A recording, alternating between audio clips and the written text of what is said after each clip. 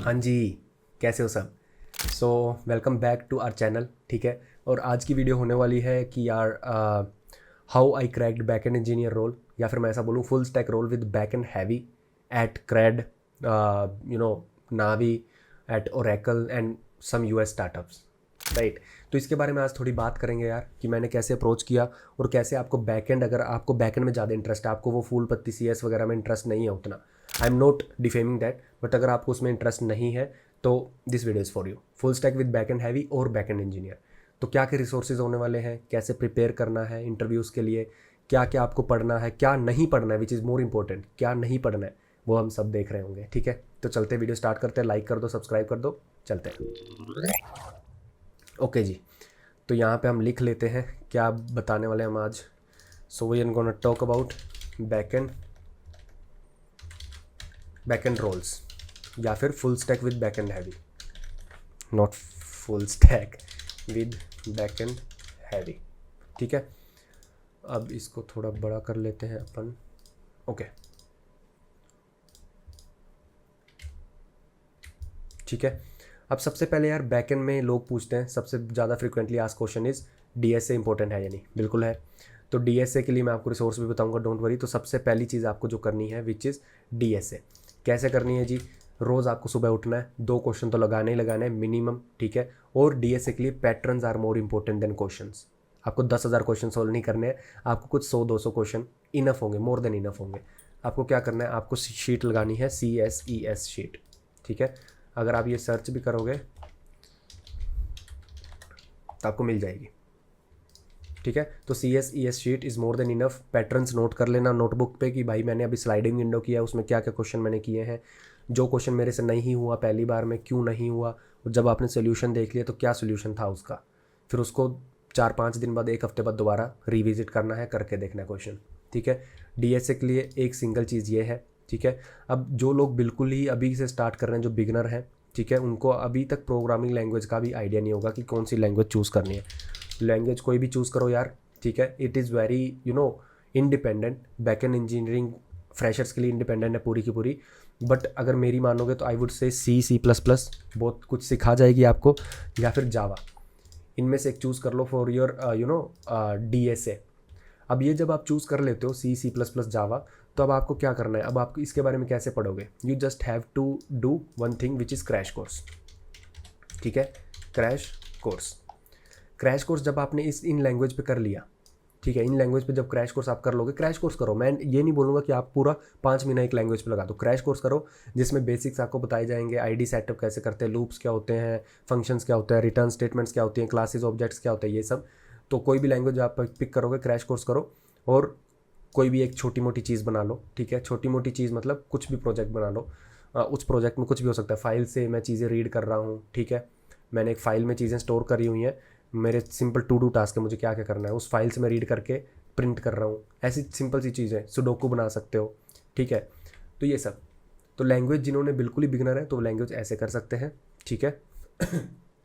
अब जब आप लैंग्वेज कर लेते हो, तो आपको DSA करना है। अब आप बोलोगे कि DSA के क्वेश्चन तो मैं CSES शीट से लगा लूँगा, पर मैं DSA करूँ कहाँ से, ठीक है। तो उसके लिए अब्दुल बारी सर हैं, ठीक है। अब्दुल बारी वो है, क्या बोलते हैं, यूट्यूब पे। तो इनका कंटेंट आपको क्या करना है, ये सूडो कोड देते हैं। सूडो कोड मतलब आप कोई भी लैंग्वेज में कोड करते हो, जावास्क्रिप्ट, पाइथन, एलेक्सर, कोई भी है, उसमें आप सूडो कोड मतलब एक इंग्लिश में बताते हैं कि इसको कैसे सॉल्व करना है स्टेप बाय स्टेप। तो अब्दुल बारी का DSA का यूडमी पे कोर्स भी है, ठीक है, और यूट्यूब पे भी है।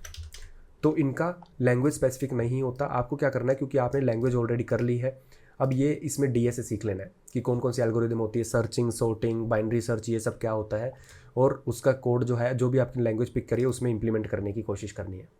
जब आपने DSA कंप्लीट कर लिया, 4 से 5 मंथ लग जाएंगे, अब आपको शीट लगानी है। तो ये जो पार्ट है ये उनके लिए जो कंप्लीट बिगनर है, ये ऊपर वाला, ठीक है।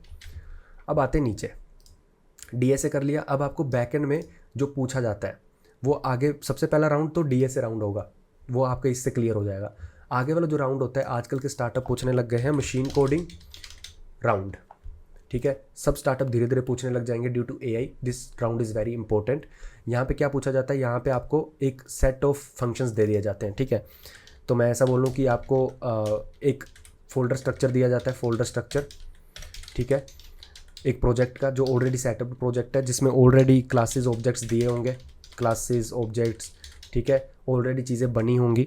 अब आपको क्या करना है, आपको फंक्शंस लिखे होंगे, उस फंक्शंस को इम्प्लीमेंट करना है, ठीक है। आपको एक इनपुट दी होगी, आउटपुट जनरेट करनी है उस फंक्शन से, और आपको क्या करना है, यूनिट टेस्ट केस पास करने हैं। ये टेस्ट केस ऑलरेडी लिखे होंगे, बस आपको पास करना है।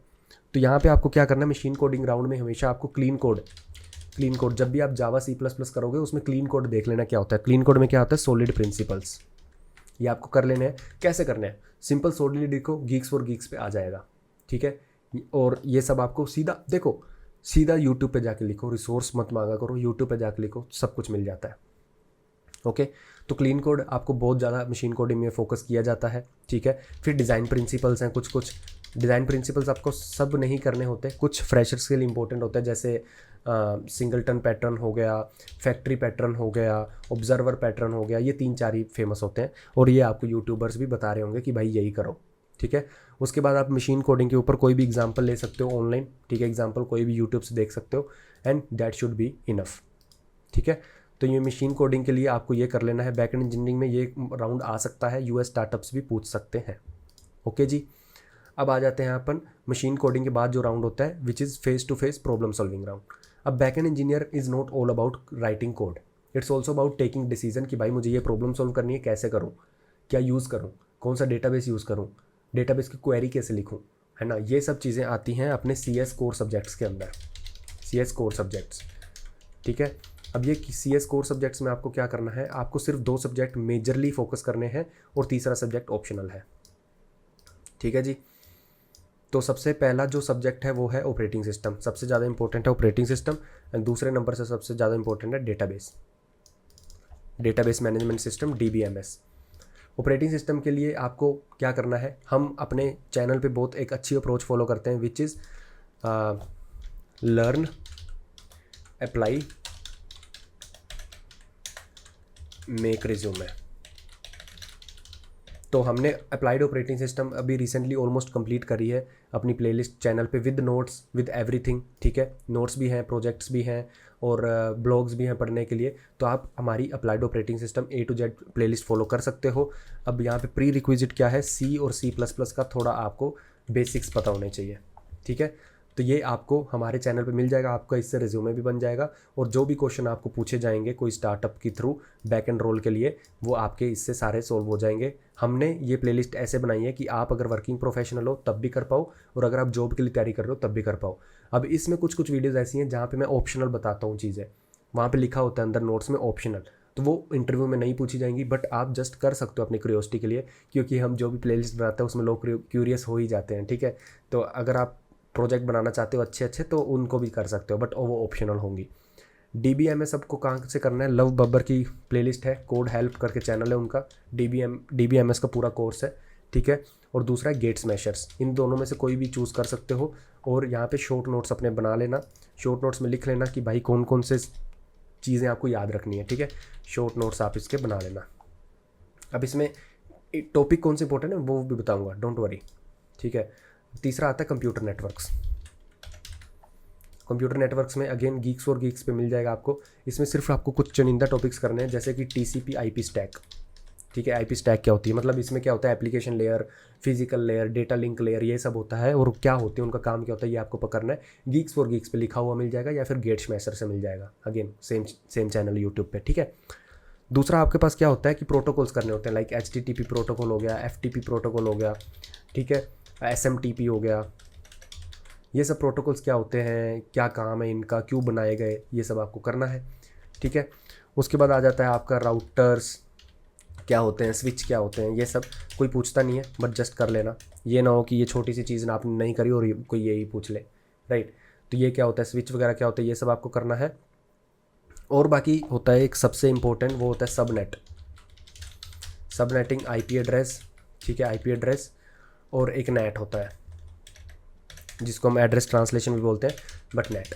तो ये सब आप गेट स्मैशर से पढ़ सकते हो, उसका अच्छा रिसोर्सेज हैं इस पे, और हम तो ले ही आएंगे। DBMS भी, अप्लाइड DBMS आ ही रहा है 2025 में, और अप्लाइड कंप्यूटर नेटवर्क्स भी आएगा ही, ठीक है। अब इन दोनों में हम कुछ इंपॉर्टेंट टॉपिक्स बता देते हैं। ऑपरेटिंग सिस्टम में इंपॉर्टेंट टॉपिक है कि ऑपरेटिंग सिस्टम में ऑपरेटिंग सिस्टम में यूज़र एंड कर्नल लेवल क्या होता है, यूज़र कर्नल स्पेस क्या होता है, ठीक है। उसके बाद आता है मल्टी थ्रेडिंग, मल्टी थ्रेडिंग क्या होता है, एंड मल्टी प्रोसेसिंग, इन दोनों में अंतर क्या होता है, बहुत लोग ऐसे ही पूछ लेते हैं हवा में ये दोनों चीज़ें। तीसरा आता है हमारे पास thread block, process block and context switch, context switch. फिर आता है आपके डेड लॉक हो गया, एंड उसको प्रिवेंशन एल्गोरिदम होती है, प्रिवेंशन, डेड लॉक प्रिवेंशन, ये सब हमने ऑलरेडी करा हुआ है बट फिर भी। उसके बाद most important virtual memory and address translation, और ये एमसीक्यू में भी आते हैं ये सब, कोई भी एमसीक्यू देगा इनमें से क्वेश्चन आ जाता है, ठीक है। तो ये सब यार कुछ चुनिंदा टॉपिक्स हैं जो काफ़ी इंपॉर्टेंट है, ठीक है। अब थोड़ा बात कर लेते हैं डीबीएमएस के टॉपिक। डीबीएमएस में सबसे पहले सीक्वल क्या होता है, नो सीक्वल क्या होता है, इन दोनों में फ़र्क क्या होता है, ठीक है। उसके बाद normalisation, normalisation and denormalisation, denormalisation. And उसके बाद आता है डीबीएमएस में ईआर डायग्राम्स, ठीक है, ER diagrams and dB design.